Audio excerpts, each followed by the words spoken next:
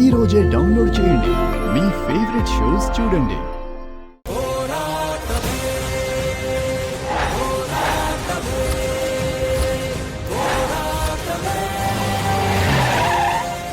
Bomb స్క్వాడ్ని తీసుకొచ్చాను sir.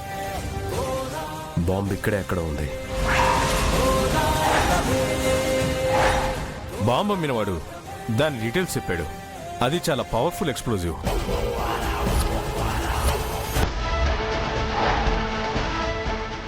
300 to 400 metres వరకు విధ్వంసం సృష్టిస్తుంది.